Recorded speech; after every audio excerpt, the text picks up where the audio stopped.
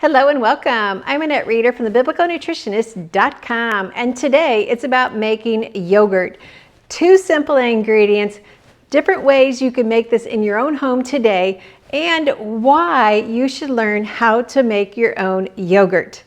That's what we're going to talk about today.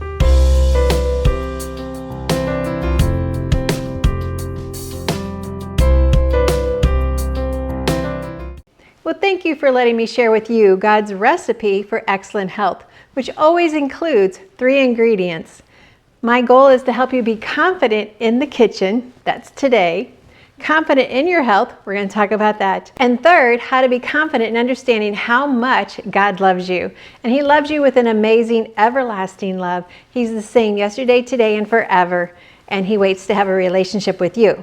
Now, let's get started with how to make your own yogurt. I'm going to be using the recipe out of my cookbook, the Healthy Treasures cookbook.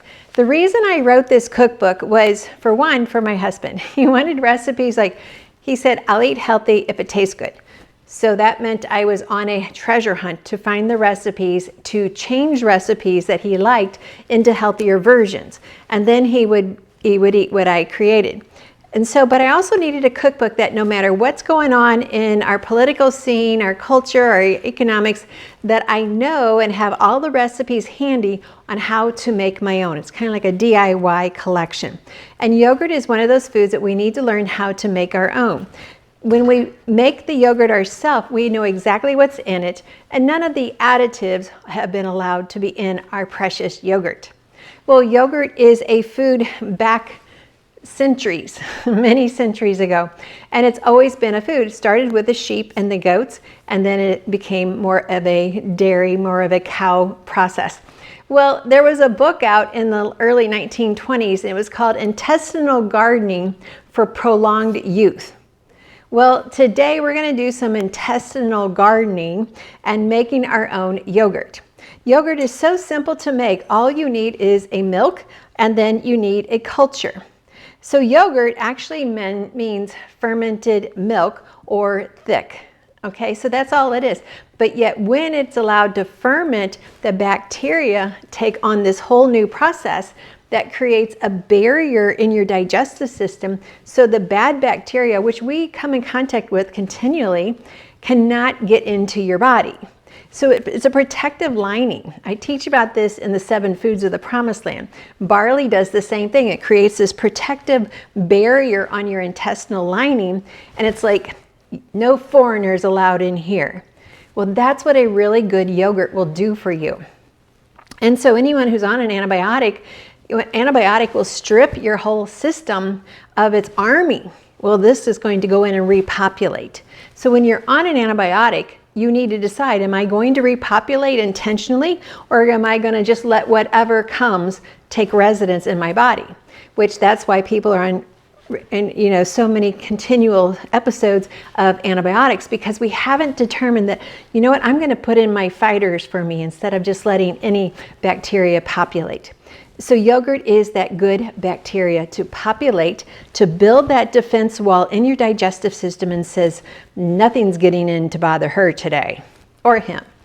And so that's why yogurt is so important. Now, I don't want you buying yogurts in the store unless it is the super highest quality grade possible. No sweeteners, no fruit, not even the vanilla flavored, not berries or any of that. I don't want it in a tube. I don't want it in a stick. I just want pure yogurt. In fact, if you can find a farmer who makes their own yogurt, get that batch and then start making it yourself. Most good food takes something very precious. It's a commodity that people assume we don't have much of today, but we do, and it's called time. The more time we put into our yogurt making process, the better the fermentation, the better the inoculation in our system. And so manufacturers don't want to take time. They can't take time. They're into returning food around so they get a high profit. Well, time steals from the profit margin.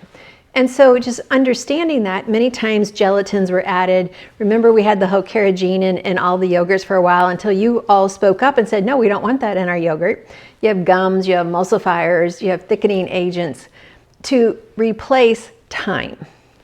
Yet thyme is what builds the bacteria content in the yogurt, which builds the beneficial defense for you. So since you're making it at home, make it at a time when you can invest the time. So in other words, I cook it today, will not take me very long. I put it in my dehydrator overnight. In the morning, I have yogurt. That takes very little time at all. But if I want to cook it right now and have yogurt right away, well, it's not going to happen. And so today I want to share with you how simple it is to make yogurt. And I really want you to practice learning this. So if anything happens in our society where you need to be more in control of your food, you'll already know the process. And you'll say, oh, that's right, I've already done that. I can take charge of my family's health. Today I'm going to be using 2 different milks. As you can see, I'm using an unsweetened, this is a vanilla flavored milk. I'm using it not because I prefer to use a vanilla flavored milk, I just told you no, but I wanted to show you how well it works in making yogurt. Because it's not that you can't use this. I just prefer we don't have any extra additives. But you may have this on hand, so I don't want you to throw it away. I want you to see how it works. And this is actually a raw milk that I get from a farmer nearby. So we're going to need milk, and we're going to need some cultures. So I have some yogurt here that we're going to use. Next, all we do is cook. And then we'll get to the cooling, and then we'll get to the fermenting process.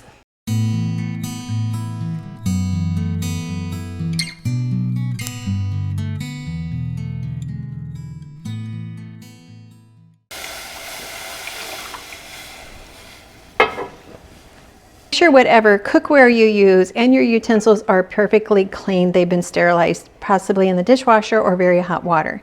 We don't want any contaminants when it comes to working with bacteria. At the same time, I'm going to go ahead and start my second one with the almond milk. And as you can see, I get to use my fun spoon, taste and see that the Lord is good.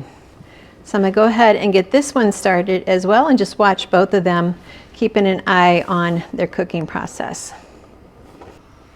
The purpose of the cooking is not to get rid of any bad bacteria, it's actually to concentrate the proteins.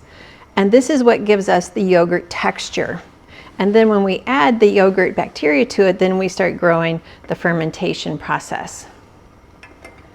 Now hopefully you have so you can see we are going all the way up to, we're all the way up to 170. So I'm going to turn my heat down just a little bit. I'm going to let it reach 180, but I don't really want it going a lot more than that. And I'm just going to let it cook for just a little bit. And that's that time process that we're talking about. So in the old days, you would cook it at 185 for about 10 minutes, and then we would let it cool. So we're just going to let it hover there just a little bit, get it to that point. We're at that point now. We're just going to let it cook there for just a few minutes, and then we'll start the cooling process. The more we cook it at the hot temperature, the better consistency of the yogurt will be as well. Now we've cooked the raw milk at this temperature for several minutes, so I'm going to turn the heat off and let that start to cool down. And also to speed up the cooling down process, I'm going to transfer it to my favorite mixing bowl here. And that will just speed up the cooling. As you can see, the almond milk now is at the temperature that we like, so we're just going to turn that heat down and let it cook there for a few minutes to make sure those proteins are ready to be turned into yogurt. I have both of them cooling now. I want to get them down to 110 degrees. I went ahead and poured out a little bit of the raw into this bowl so we can start cooling down a little bit quicker so I can add the yogurt in that. I'm going to do the same with this batch, put a little bit in this bowl to let it start cooling down. And then we'll go to the next step. Now, as you can see, the section that I already took out to mix in the yogurt is down to 110. So I'm going to mix in the yogurt into that piece, and then we can add it into the big batch. So I'm adding in 2 tablespoons of yogurt. I'm just going to start with half of it at first, and then blend that up. Then I'll add a little bit more of the milk, blend it up, and then we'll add it to the full batch. My almond milk has cooled down, so I can add the yogurt to that. You're just adding a tablespoon at a time of the yogurt. I don't want it to be too hot, or then we kill off the bacteria.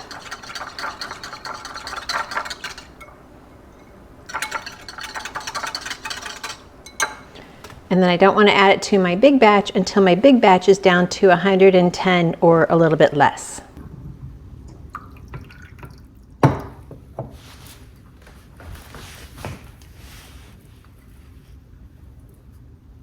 Total of 2 tablespoons of yogurt. The cookbook says 1 to 2. I found that 2 works a little bit better, so I always use 2. Mix that up really well, and our yogurt in the big container is at a perfect temperature to go ahead and mix the 2. So let me blend it up well here, and then I'm going to mix this in with this. Again, I don't want the yogurt to get over 110 degrees because then I lose the bacteria. All right, that batch is ready. I'm going to pour my raw milk yogurt into this baking dish, and this is what we're going to put in the dehydrator.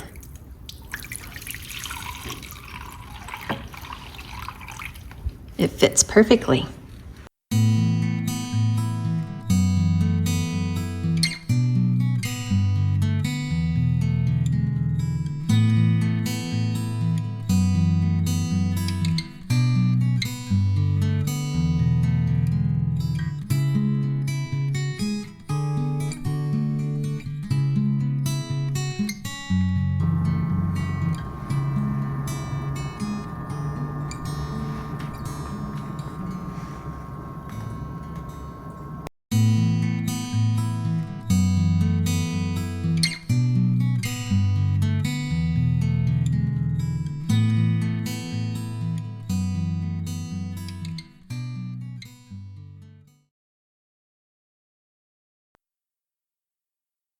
It makes me question how many proteins were actually in that milk, because that's what creates the thickening.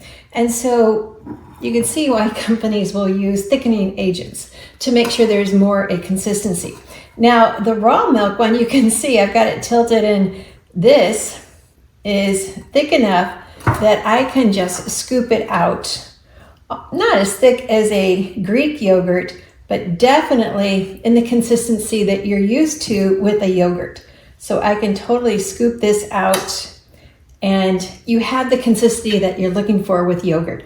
And so this definitely is the winner for today. This doesn't stop me from using fermenting with almond milk, but I may want to make my own almond milk. But I really prefer a dairy yogurt. So whether it's a sheep or goat or a cow that you know where the cow was raised, I'm still going to use more of a dairy yogurt. I just prefer it. It has really good protein content, and it gives me the consistency that I'm looking for in making recipes or just enjoying it for breakfast. I hope this has been very helpful for you to realize anyone can make yogurt. You don't need to buy an expensive yogurt maker. Either use your dehydrator, the oven, or just a really warm room. Give it the time that it needs to ferment, and then enjoy the blessing of what we have. Well, thanks again for letting me share with you God's recipe for excellent health. Always includes being confident in the kitchen, confident in your health, but most importantly, confident in understanding how much God loves you. Here's to an amen day. Thanks for watching.